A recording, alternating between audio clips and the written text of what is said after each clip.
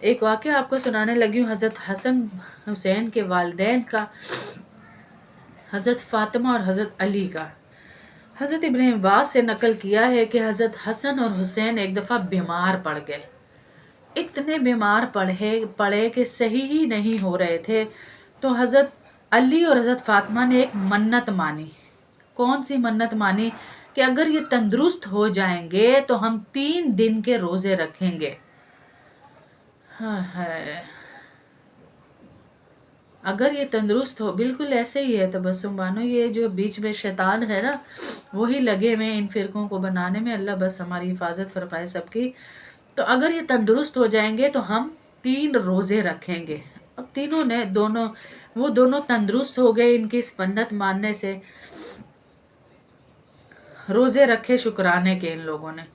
اب روزے میں افطار کرنے کے لیے 2 جہانوں کی سردار کی بیٹی حضرت فاطمہ اور ان کے داماد حضرت علی، اللہ اکبر، آج کے وزیر اعظم، اور چھوڑ دیں وزیر اعظم، آج کا ایک MP ہے چھوٹا سا، اس کا داماد اور بیٹی ہو، ان کے کیا ہی ٹھاٹ ہوتے ہیں۔ یہ خود جنت کے عورتوں کی سردار ہیں، اللہ اکبر، شہزادی ہیں اللہ کے نبی کی، ان کے گھر پہ افطار کے لیے کچھ نہیں ہے، ان کے گھر پر افطار کے لیے کچھ نہیں، جو منت کا روزہ وہ کھولنے چاہ رہے ہیں۔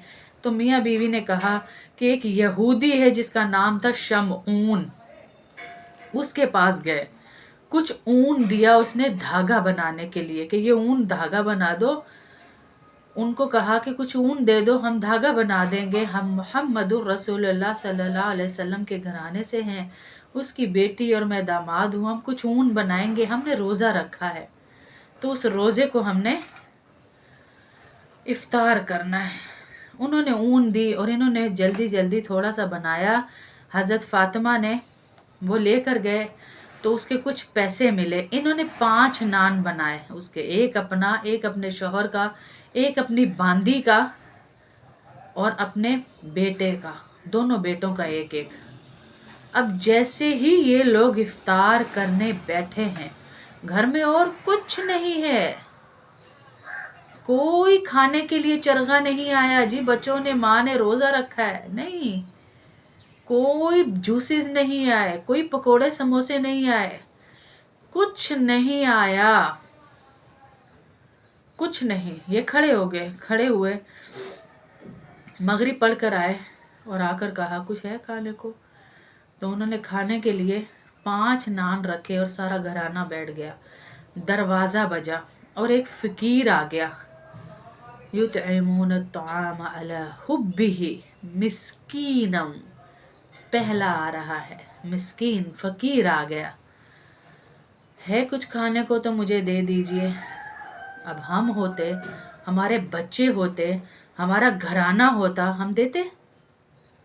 ہم کہتے بھائی اللہ نے چھوٹ دی ہوئی ہے اس معاملے میں، پر ان کے سامنے یہ آیات تھی، اللہ کے احکام تھے، اللہ کے حکم تھے ان کے آگے، انہوں نے نہیں کہا، انہوں نے اٹھایا۔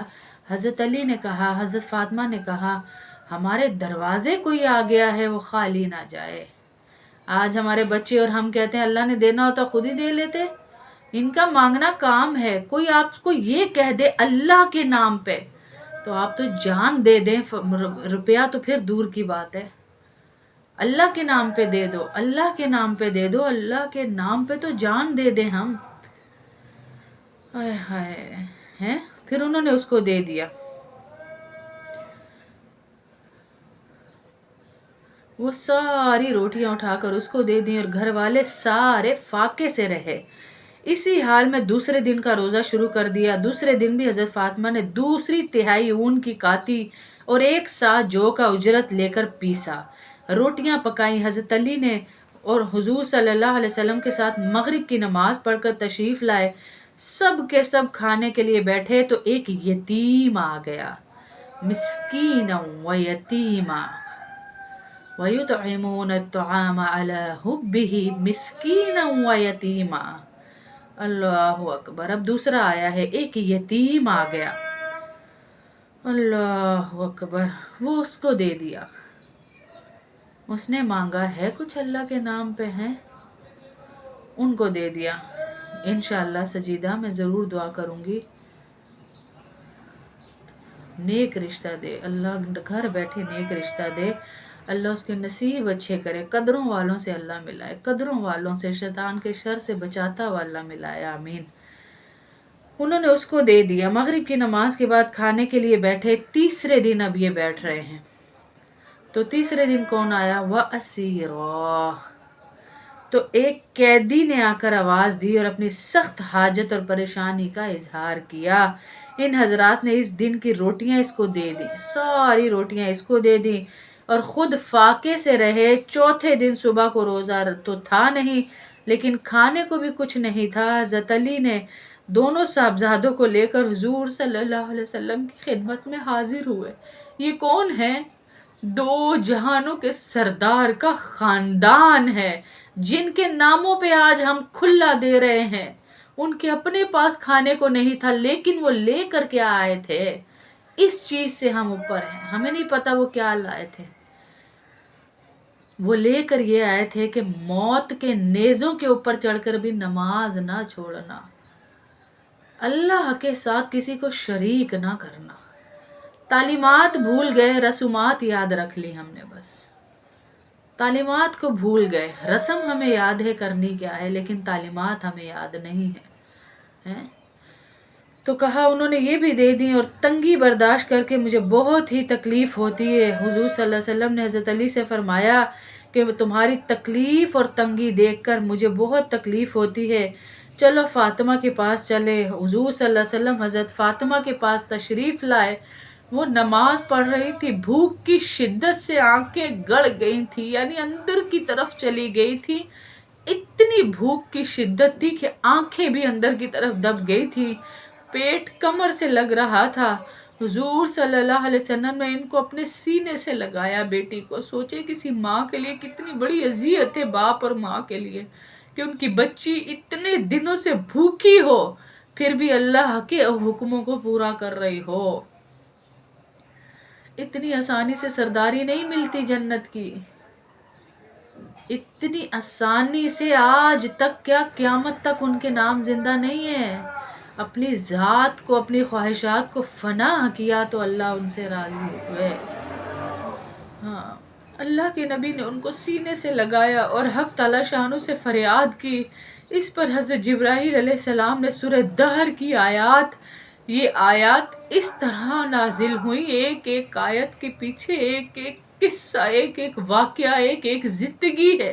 اگر ہم قرآن کو پڑھ کر سیکھیں تو یہ آیات نازل ہوئی۔ وَيُطْعِمُونَ الطَّعَامَ عَلَىٰ حُبِّهِ مِسْكِينًا وَيَتِيمًا وَأَسِيرًا، لے کر آئے اور اس پر پروانہ خوشنودی کی مبارکباد دی۔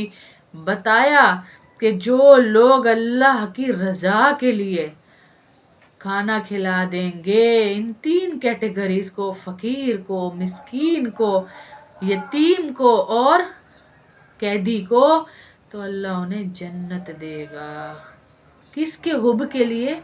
اللہ کی محبت کے لیے۔ وہ اسی پر خوش ہو گئے، وہ اسی پر راضی ہو گئے کہ اللہ نے ہمیں آیات میں خوشخبری دی ہے۔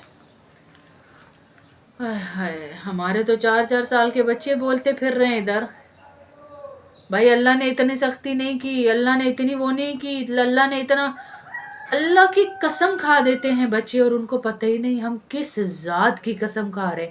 اللہ کا وعدہ، اللہ کا وعدہ، اللہ کی قسم، اللہ کی قسم، انہیں پتہ ہی نہیں بھائی ہم کس رب کی قسم کھا رہے ہیں۔ اللہ اکبر ہے۔ تو اس لیے بھوک کی وجہ سے کبھی اللہ کے دین کو نہ چھوڑیے گا، پریشانیوں کی وجہ سے کبھی دعاؤں سے دور نہ ہوئیے گا۔ اللہ بہت بڑے ہیں، اللہ ہمیں دے کر رہیں گے انشاءاللہ، جب ہم